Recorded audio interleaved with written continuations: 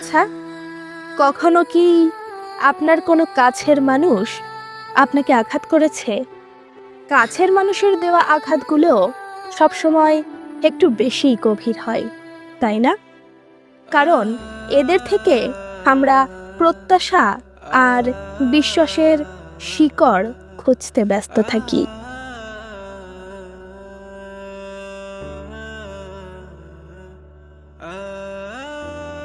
তো চলুন আজকের দিনটা একটু পজিটিভিটি আর নতুন স্বপ্ন দিয়ে শুরু করি। কাছের মানুষের দেওয়া আঘাত সর্বদা বেশি গভীর হয়, বেশি ক্ষত হয়, কারণ সেখানে প্রত্যাশা এবং বিশ্বাসের শিকড় অনেক গভীরে পোতা থাকে।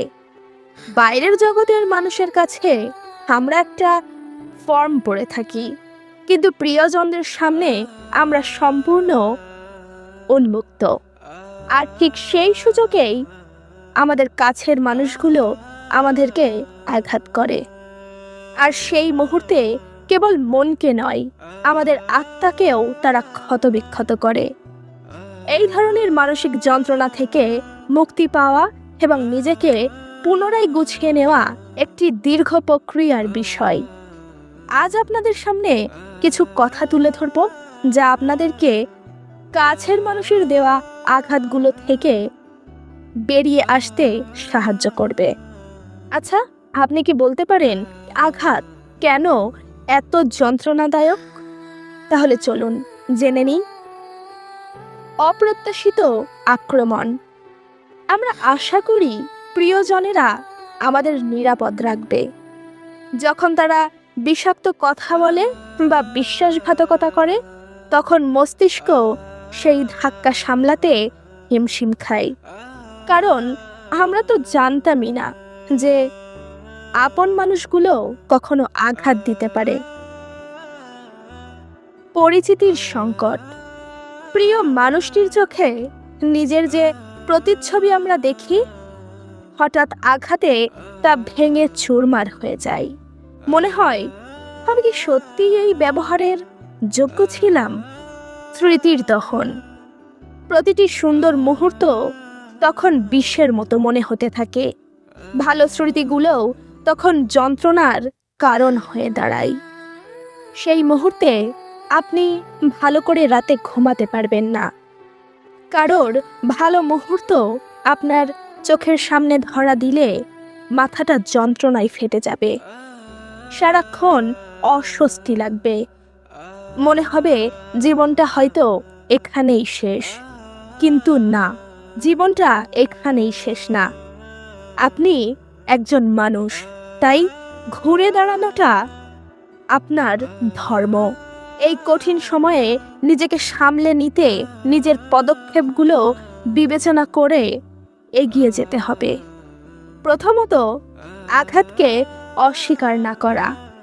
নিজের কষ্টকে কখনো অবহেলা করবেন না। মন খারাপ হলে কাঁদুন বা একা থাকুন। আপনার অনুভূতিগুলো কিন্তু সম্পূর্ণ বৈধ। সেগুলোকে প্রকাশ করতে দেওয়া মানসিক স্বাস্থ্যের জন্য অত্যন্ত জরুরি। 2. নীরবতার শক্তি। আঘাত পাওয়ার সাথে সাথেই প্রতিক্রিয়া জানানো সবসময় বুদ্ধিমানের কাজ না।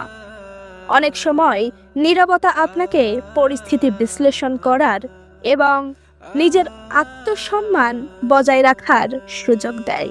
তাই অহেতুক তর্কে জড়িয়ে নিজের মানসিক শক্তি কখনো নষ্ট করবেন না। 3. দূরত্ব বজায় রাখা।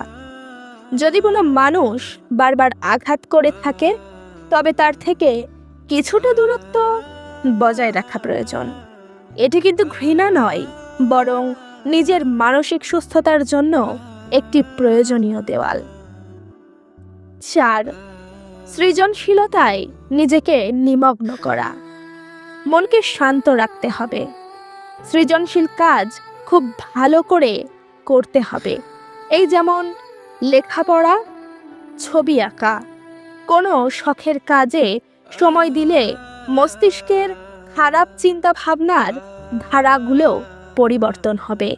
তাই সৃজনশীলতা ক্ষতবিক্ষত মনের জন্য মলম হিসেবে কাজ করে। 5. ক্ষমা বনাম মুক্তি। ক্ষমা করার অর্থ এই নয় যে অপরপক্ষের অন্যায়কে আপনি মেনে নিয়েছেন। ক্ষমা হলো নিজেকে সেই তিক্ততা থেকে মুক্তি দেওয়া যাতে আপনি ঘৃণা বা ক্ষোভের বোঝা নিয়ে সারা জীবন না চলেন। জীবনের প্রতিটি কঠিন অভিজ্ঞতা আমাদের নতুন কিছু শিখিয়ে দিয়ে যায়, যেমন আত্মনির্ভরতা, অন্যের থেকে অতিরিক্ত প্রত্যাশা কমিয়ে নিজের ওপর আস্থা রাখতে শেখাই, মানুষ চেনার ক্ষমতা, কার উপর কতটা ভরসা করা উচিত সেই সূক্ষ্ম বোধ তৈরি হওয়া, সহনশীলতা, পাহাড় সমান কষ্ট সহ্য করার পর মানুষ আরো বেশি শক্তিশালী হয়ে ওঠে। মনে রাখবেন, রাত যত গভীর হয় ভোরের আলো কিন্তু তত কাছে আসে। তাই আপনার জীবনের এই কষ্টের অধ্যায়টি আপনার শেষ পরিচয় নয়, এটি কেবল একটি কঠিন পাঠ যা আপনাকে আরো দৃঢ়ভাবে পথ চলতে শেখাবে। তাই থামবেন না, এগিয়ে যান। আজকে আমার বলা এই কথাগুলো যদি আপনি মনোযোগ দিয়ে শোনেন, তাহলে আশা করছি কাছের মানুষগুলোর দেওয়া আঘাত থেকে আপনি অবশ্যই বেরিয়ে আসতে পারবেন। তাই কাছের মানুষগুলো যতই আঘাত দিক না কেন, সেগুলো থেকে বেরিয়ে আসার চেষ্টা করুন। হেই এভরিওয়ান, আসসালামু আলাইকুম। আজ তাহলে আসি, দেখা হবে পরবর্তী কোনো ভিডিওতে, নতুন পথে নতুন খোঁজে।